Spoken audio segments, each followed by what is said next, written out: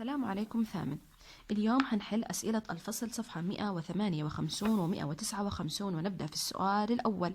أكمل الفراغ بما هو مناسب. ألف، فراغ هي حركة الجسم ذهابا وإيابا حول موضع سكون اللي هي الحركة الاهتزازية. إذن في الفراغ الأول نكتب الحركة الاهتزازية. ب، عدد الدورات الكاملة في الثانية الواحدة يسمى التردد. عدد الدورات الكاملة في الثانية الواحدة يسمى الفراغ الثاني نكتب التردد. جيم، الزمن اللازم ليكمل الجسم المهتز دورة كاملة يسمى الزمن اللازم عشان أكمل دورة كاملة يسمى الزمن الدوري.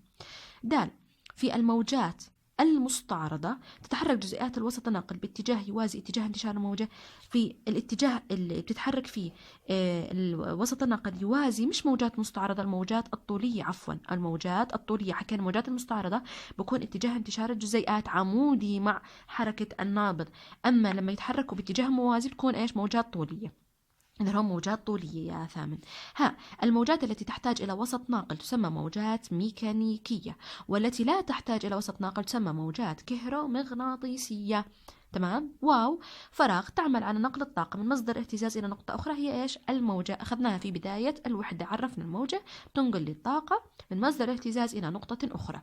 السؤال الثاني، يمثل الشكل 4 إلى 17 هي الشكل 4 إلى 17 إحدى أشكال الموجات الميكانيكية. حكينا أشكال الموجات الميكانيكية إما مستعرضة أو طولية، حسب إذا كانت تتكون من قمة وقاع فهي تعتبر موجة مستعرضة، أما إذا كانت تتكون من تضاغط وتخلخل بسميها موجة طولية. صح؟ فبناء على رسمتي بحدد شو نوعها. هلا رسمتي طلع فيها قمة وقاع، إذا ما نوع هذه الموجة؟ مستعرضة لأنه فيها قمة وقاع. طب ماذا تمثل الرموز؟ بدنا نحفظهم. حكينا هاي ألف حتكون قمة، باء لأنها بتكون لأسفل فحتكون عندي قاع، وحكينا جيم اللي هي المسافة من موضع السكون أو مستوى السكون للأسفل أو للأعلى إيش بسميها؟ اتساع الموجة.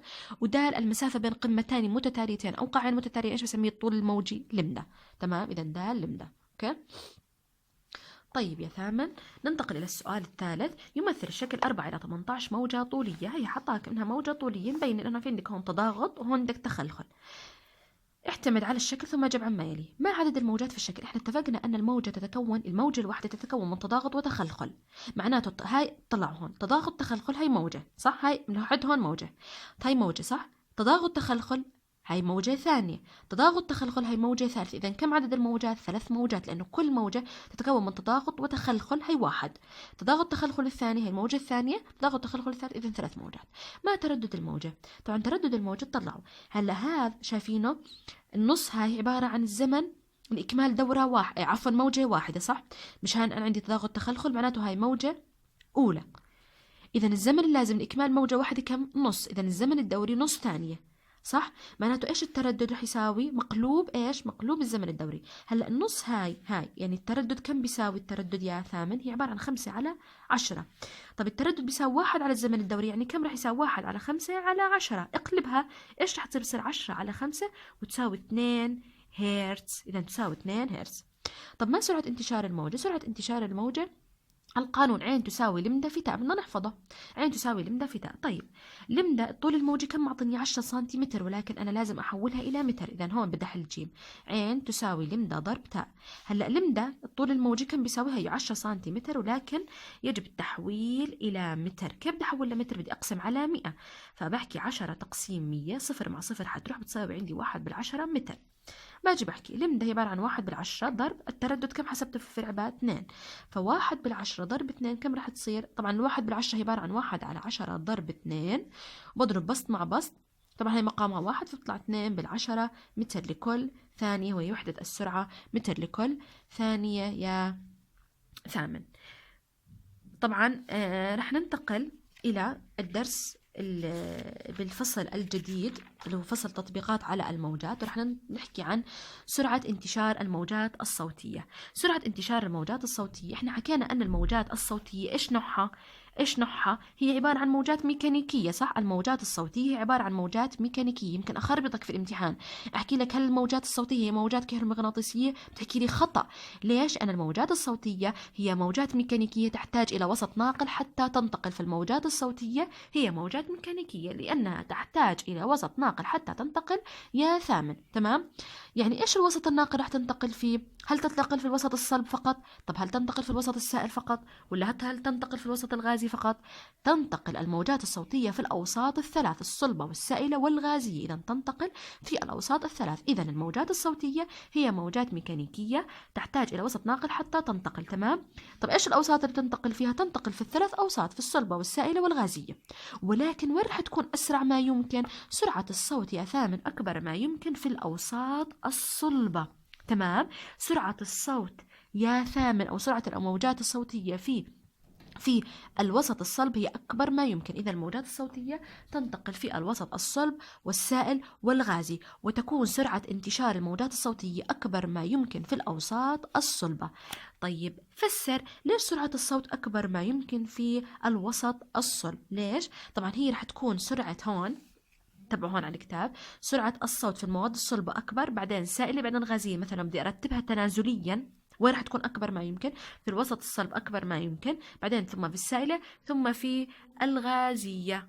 حكينا يا ثامن أن الموجات الصوتية قلنا موجات تحتاج إلى وسط ناقل حتى تنتقل، وهذه الأوساط اللي بتنتقل من خلالها الوسط الصلب والسائل والغازي. وين رح تكون سرعتها أكبر ما يمكن؟ أو مثلا بدي أرتبها تنازليا، سرعة الصوت أكبر ما يمكن، سرعة انتقال الصوت أكبر ما يمكن في الوسط مين؟ في الوسط الصلب. طب فسر ليش؟ فسر هون عندي سؤال. فسر سرعة الصوت أكبر، اكتبوا السؤال عندكم على الكتاب. فسر سرعة الصوت أكبر ما يمكن في الوسط الصلب. ليش؟ هلا لما نيجي نرسم ذرات الوسط الصلب، هذا الصلب صح؟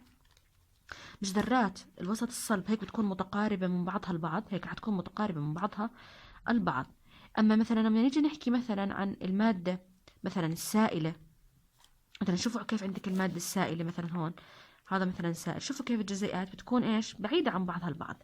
هلا الوسط الصلب بتكون ذراته شو مالها؟ متقاربة جدا ومتماسكة من بعضها البعض. فلما تنتقل عندي هون موجة الصوت وصلت عند ايش؟ الذرة الأولى، فما في مسافة، يعني متقاربات كثير، فمباشرة رح تنتقل الموجة للي بعدها وللي بعدها وللي بعدها. فعشان هيك ما في مسافات بين الذرة الأولى مع الذرة الثانية، فبوصلوا بشكل سريع موجات الصوت. أما مثلا بالسائل تطلع في مسافة ايش؟ في مسافة منيحة بين الذرة الأولى والذرة الثانية، فبدها وقت الموجة. افرض وصلت موجة الصوت هون، فعشان تنتقل للذرة اللي بعدها بدها ايش؟ وقت. فعشان هيك سرعة الصوت أكبر ما يمكن في الوسط الصلب. ليش؟ لأن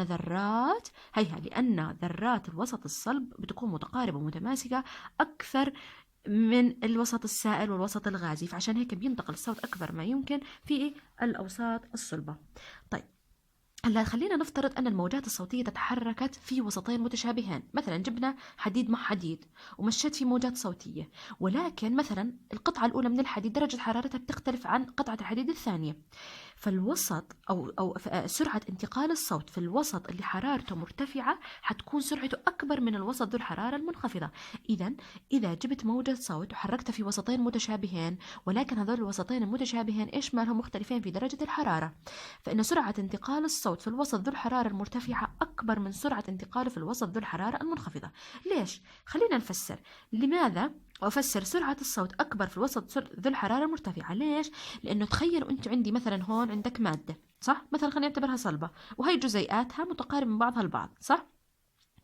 هلا لما نرتفع، لما حرارة هذه المادة الصلبة تكون مرتفعة، إيش رح يصير لما ترتفع حرارة هاي الجزيئات؟ شو مالها؟ بتصير تتحرك، بتصير تهتز. هذه الجزيئات لما ترتفع حرارتها، لما تأخذ حرارة بتصير إيش؟ تهتز.